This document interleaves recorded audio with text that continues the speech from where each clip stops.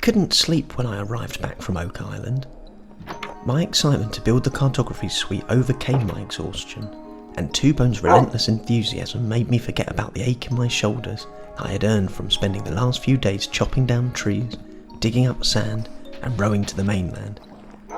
In my drowsy stupor, I ran around like a headless chicken, bouncing between different chests and barrels as I stored the resources I had gathered, as well as refitting my equipment and staring at the excavated room below the bunker. My mind swirled with ideas for designs, and weariness led me to throw caution to the wind as I dived headfirst into my task. Sometimes it's easy to get hung up on a plan, and it's better to just crack on. From Twobone's loppy smile, I suspected that was his way of dealing with things too.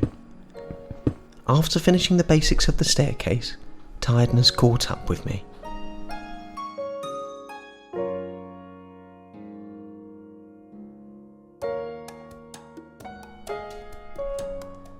As I wiped the sleep from my eyes, Twobone's wagging tail greeted me. I couldn't help but smile and told him how nice it was to receive such a warm good morning. I fear that may have upset Nellie, because her normal helpful demeanour was blunted. My attention for Twobone only grew as he chased away a skeleton wielding an enchanted bow that was lurking just outside. After watching the over-exaggerated praise I showered on Twobone, Nellie had had enough, and she thumped me as she zoomed back into my pocket to nap, rather than hover around as usual to see what I was doing. I was lucky she hadn't aimed for my head, as I still hadn't replaced the helmet I'd lost in Copperwater Cave. For the time being, I wouldn't have to rely on her recipes, as it was time for some construction. I started with the long overdue fortification of the bunker windows. I didn't want to remove the flower pot, but after reflecting on the gang of little zombies that sallied in through the opening, I installed the remainder of the bars. Then, instead of outfitting the farmhouse as crudely, I used glass panes and even made a second lower window that made the kitchen a tad less dreary. With that, I felt ready to turn my attention to the cartography suite and viewing platform. Twobone helped, or rather he tried to, as I extended the bunker's foundations and built the staircase.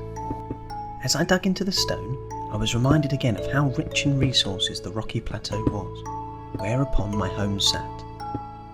With oak and stone, the room started to take form. I took breaks to reap the produce of the farm and replant the dandelion in the plant pot on my copper bedside table.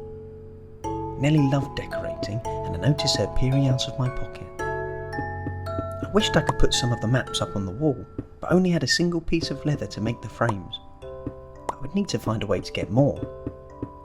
Reserving that and other plans for later, I continued to work on the room structure. My heart sat in my stomach as I got to working on the window. I could look over the edge of the cliff face without too much anxiety, but I didn't appreciate Twobone buffeting me as he bounded about.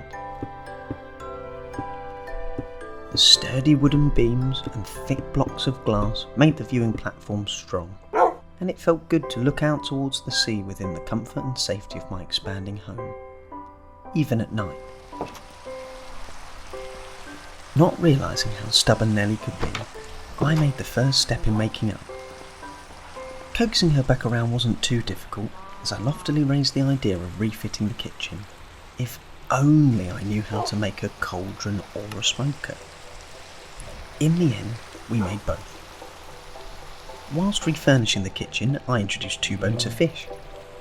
Her elegance clashed with the wolf's boisterousness, but they seemed to get on. I hadn't seen guests around, so it was good for fish to get some company.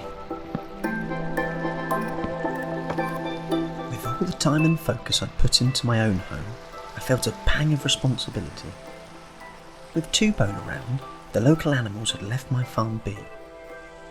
Whilst that meant that I had started to crew a small stockpile, it also meant that the animals might be going hungry, or at least relegated to chewing on grass.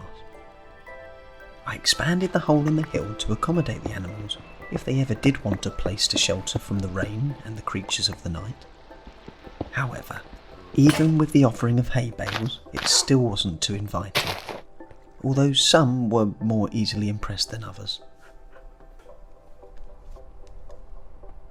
Feeling pleased with my progress, I didn't hold back from grabbing a map and setting out to explore more of the world. I wanted to chart some of the area around Welcome Peak.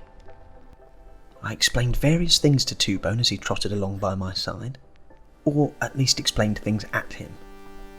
As I hopped along, I didn't realise how loud I was talking. So, when I told Twobone about the Grumpy Village, I hadn't noticed the two weaponsmiths standing within earshot.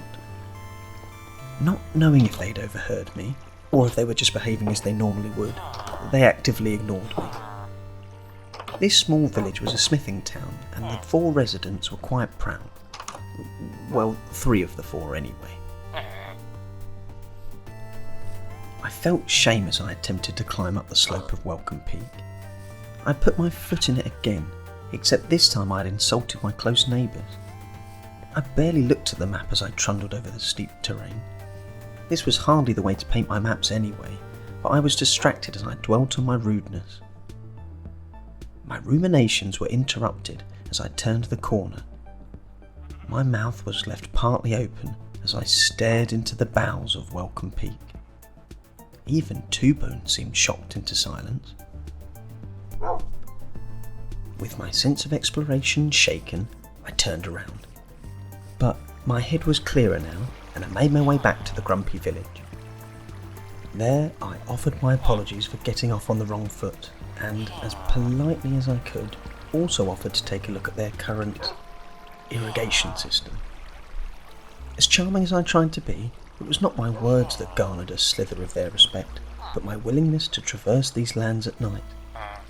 These people respected strength, and clearly had an underappreciation for farming, so agreed to let me see what I could do.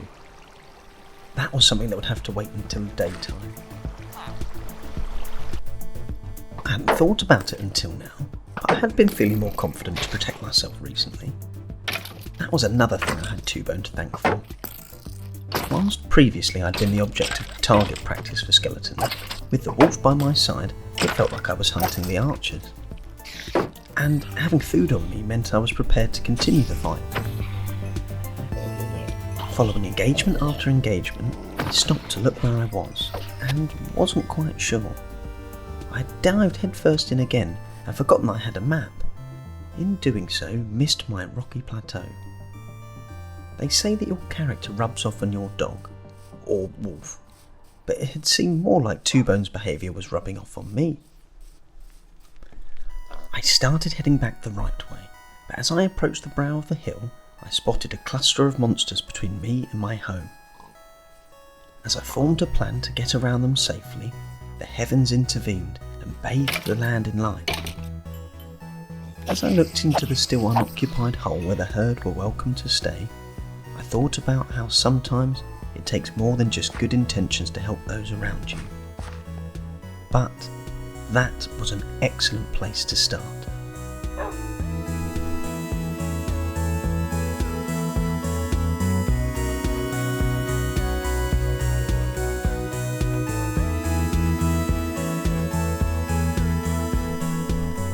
I did not remember the wolves being so competent in combat. I mean, pretty much Twobone just carried me for the fights in this one, and it made it pretty fun. I did try and avoid fighting creepers though, just so he didn't run in and get himself blown up. I had a bit of a disaster when making this one, because for some reason I'd lost all the audio for the first half, pretty much the first whole half of the episode. I don't know what I did differently, but something must have gone wrong, but I suppose I should just consider a bit lucky that I didn't lose all the footage, otherwise the viewing platform would have just had to pop into existence.